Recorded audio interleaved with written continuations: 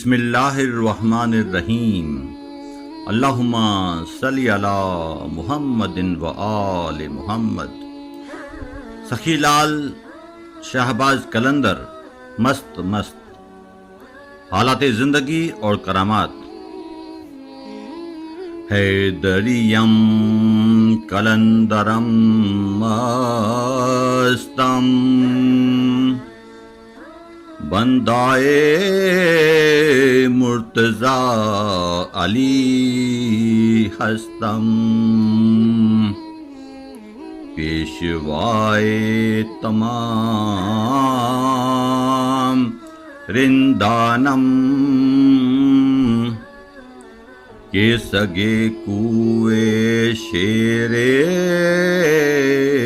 یزدانم۔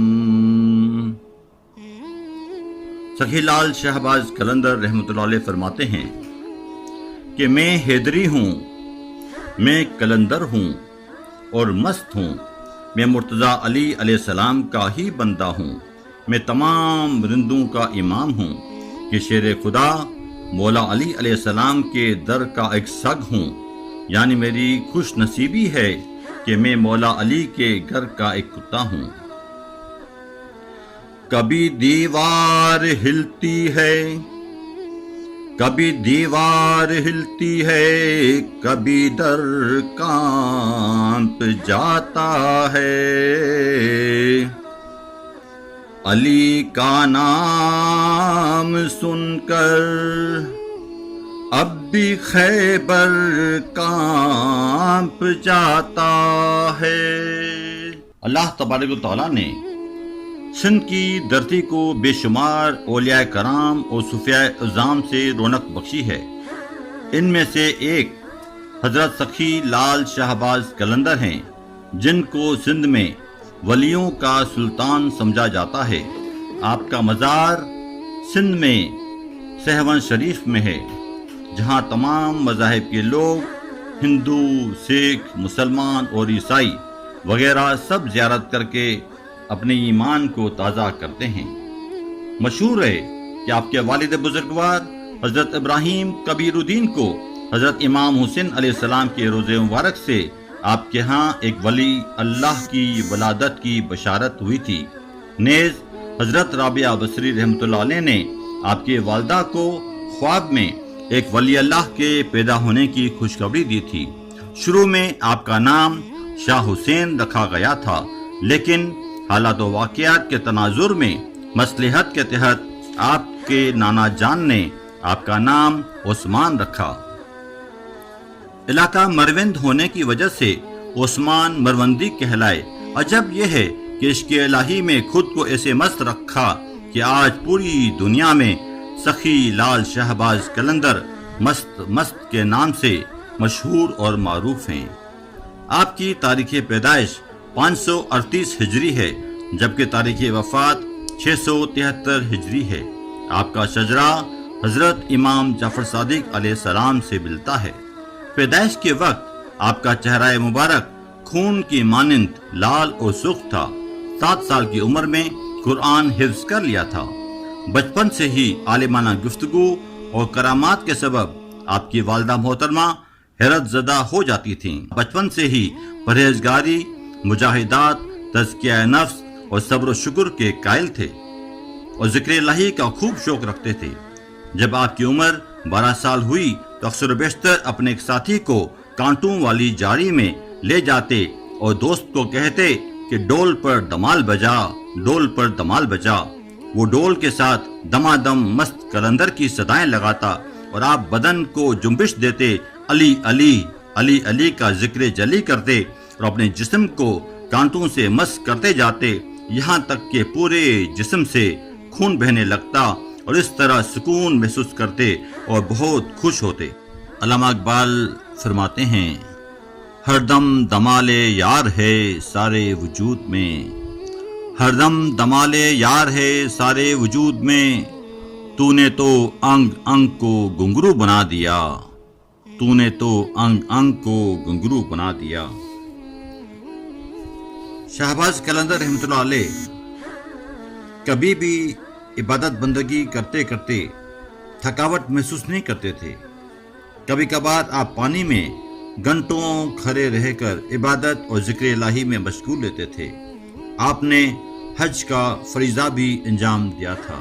آپ کو سیر و سیاحت کا بہت شوق تھا اور آپ مختلف درگاہوں پر خدام کی حیثیت سے غلامی کا بہت شوق رکھتے تھے۔ آپ رحمت اللہ علیہ نے رسول اکرم حضرت محمد مصطفیٰ صلی اللہ علیہ وآلہ وسلم، حضرت مولا مرزا علی علیہ السلام، حضرت امام حسین علیہ السلام اور حضرت امام علی رضا علیہ السلام کے مزارات پر دور دراز سے ننگے پاؤں جنگلوں اور پہاڑوں میں سے پیدل ہی چل کر عقیدت اور محبت سے آتے، تمام مشکلات اور تکالیف کے باوجود ہفتوں اور مہینوں کا سفر کر کے مزارات تک پہنچتے، سجدہ شکر گزاری بجا لاتے اور سالوں تک مجاور کی حیثیت سے جھاڑو دیتے رہتے اور روحانی تسکین حاصل کرتے۔ حضرت شہباز قلندر کو بشارت ہوئی کہ آپ برے صغیر میں دعوت حق کا فریضہ انجام دیں۔ آپ رحمت اللہ علیہ نے اپنے فقیر سرکار بودلہ بہار رحمت اللہ علیہ کو دین کی تبلیغ کے لیے بھیجا اور فرمایا کہ تم جلد مجھے وہاں پاؤ گے۔ فقیر بودلہ بہار نے اپنی بھرپور کوششیں کی کہ لوگوں کو ظلم و ستم، حسد، بغض، نفرت اور قتل و غارت گری سے بچائیں اور اتفاق، محبت، رواداری اور ہمدردی کی ترغیب دیں، لیکن لا حاصل، کوئی بھی نتیجہ نہیں نکلا۔ یہ ظالم اور نافرمان لوگ اکثر و بیشتر ان لوگوں کو قتل کر دیتے تھے جو معاشرتی اصلاح اور دین کی تبلیغ کرتے تھے۔ لہٰذا اس علاقے کا راجہ چرپٹ، جو کہ بہت ہی ظالم اور فاسق تھا، اس نے فقیر بودلہ بہار کی توہین کی اور ان پر ظلم و ستم کیا اور اس کو قتل کر کے ٹکڑے ٹکڑے کروا دیے۔ جس دن ان کو قتل کیا گیا، اسی دن شہباز قلندر رحمت اللہ علیہ سہون میں داخل ہوئے اور اپنے فقیر کو جیسے ہی 3 بار آواز دی، حق قلندر کی آواز پر سچا فقیر خدمت کے لیے حاضر ہو گیا۔ یہ کرامت دیکھ کر سب لوگ حیران اور پریشان ہو گئے اور راجہ چرپٹ کو کہا کہ اس ولی کے ہاتھوں سے ہی آپ کی سلطنت کا خاتمہ ہو جائے گا، لہٰذا اسے ختم کر دینا ہی لازمی ہے۔ حضرت شہباز قلندر رحمت اللہ علیہ اور ان کے فقیر شہر سے باہر تشریف فرما تھے اور چرپٹ راجہ کو بار بار حق کا پیغام بیچتے تھے، لیکن وہ ہمیشہ مذاق اور توہین کرتے اور مارنے کی سازشیں کرتے رہتے۔ آپ نے سمجھایا کہ اگر آپ نے ظلم و ستم ختم نہیں کیا تو اللہ کی طرف سے عذاب نازل ہوگا، لہذا حق کی راہ پر آ جاؤ، لیکن انہوں نے انکار کر دیا۔ ایک مرتبہ راجہ چرپٹ نے مردہ بلی کا گوشت پکا کر، جو کہ حرام ہوتا ہے، اپنے سپاہی کو شہباز قلندر رحمت اللہ علیہ کے پاس مہمان نوازی کے طور پر بھیجا۔ وہ سپاہی حیران ہو گیا کہ شہباز قلندر رحمت اللہ علیہ کی کرامت سے اس کھانے میں سے بلی کی آواز آنے لگی۔ آپ قلندر رحمت اللہ علیہ جلال میں آ گئے اور قرآن حکیم کی اس آیت کا ورد کیا۔ بسم اللہ الرحمن الرحیم، ان الذین کفروا سواء علیہم اانذرتہم ام لم تنذرہم لا یؤمنون، ختم اللہ علی قلوبہم وعلی سمعہم وعلی ابصارہم غشاوۃ ولہم عذاب عظیم۔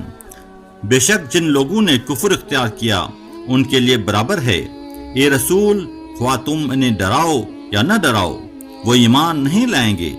ان کے دلوں پر اور ان کے کانوں پر خدا نے مہر لگا دی ہے کہ یہ ایمان نہ لائیں گے، اور ان کی آنکھوں پر پردہ پڑا ہوا ہے اور انہی کے لیے بہت بڑا عذاب ہے۔ جیسے ہی قرآن شریف کی ان آیات کا ورد کیا، اس کے بعد آپ قلندر رحمت اللہ علیہ نے جلال میں آتے ہوئے کھانے کی پلیٹ کو کھانے کے ساتھ ہی الٹا دیا۔ پلیٹ کا الٹنا تھا کہ چرپٹ راجہ اور اس کی پوری قوم نیست و نابود ہو گئی، پورا شہر الٹ گیا راجا کا قلعہ الٹ گیا اور یہ پوری قوم تباہ و برباد ہو گئی۔ اس شہر کے الٹنے کے آثار آج بھی وہاں نظر آتے ہیں۔ نیز آج بھی لال شہباز قلندر رحمۃ اللہ علیہ کی کرامات ان کے چاہنے والوں پر ظاہر ہوتی رہتی ہیں۔ علامہ اقبال رحمۃ اللہ علیہ فرماتے ہیں، یہ کائنات ابھی ناتمام ہے شاید، یہ کائنات ابھی ناتمام ہے شاید، کہ آ رہی ہے صدا دمادم کن فیکن، کہ آ رہی ہے صدا دمادم کن فیکن۔